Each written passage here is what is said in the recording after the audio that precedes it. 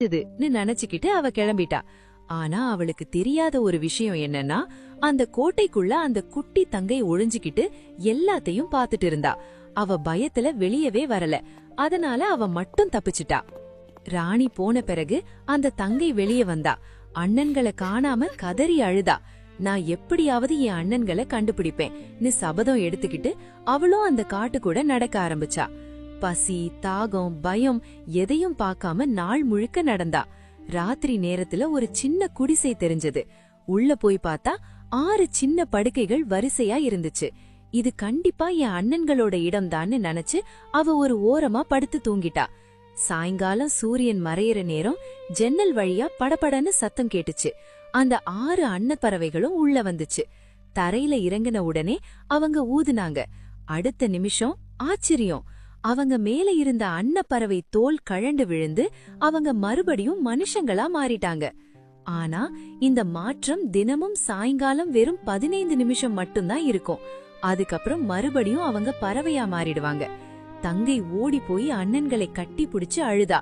அண்ணா, எங்களை எப்படி காப்பாத்துறது சொல்லுங்கன்னு கேட்டா. முதல் அண்ணன் சொன்னா, எங்களை காப்பாத்துறது அவ்வளோ ஈஸி இல்லம்மா.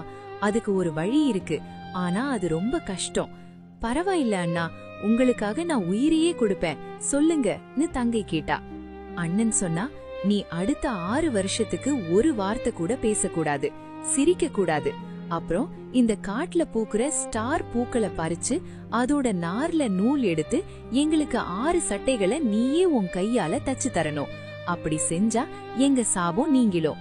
ஆனா அதுக்குள்ள நீ ஒரே ஒரு வார்த்தை பேசினா கூட நாங்க நிரந்தரமா பறவையாவே இருந்துடுவோம் அப்படின்னு சொன்னான். தங்கை உடனே சம்மதிச்சா. இனிமே 6 வருஷத்துக்கு என் வாய் திறக்காதன்னு மனசுக்குள்ள சத்தியம் பண்ணா. அண்ணன்கள் மறுபடியும் பறவையா மாறி பறந்து போயிட்டாங்க. தங்கை அந்த காட்டுல ஒரு பெரிய மரத்து மேல ஏறி உட்கார்ந்துகிட்டா. அந்த ஸ்டார் பூக்கள் ரொம்ப கடினமா இருக்கும். அதோட நார் எடுக்கும்போது கையெல்லாம் கிழிச்சு ரத்தம் வரும்.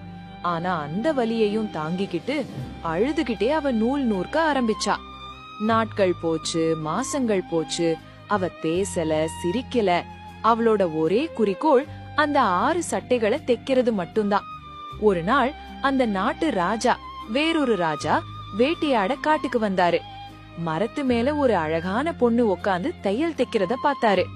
அவளோட அழகுல மயங்கின ராஜா, நீ யாரு, இங்க என்ன பண்றன்னு கேட்டாரு. ஆனா அவ பேசல. ராஜா எவ்வளவோ கேட்டும் அவ வாய திறக்கல. அவளோட ஊமை பாஷையையும் சோகமான கண்ணையும் பார்த்த ராஜாவுக்கு அவ மேல காதல் வந்துடுச்சு. இவள அரண்மனை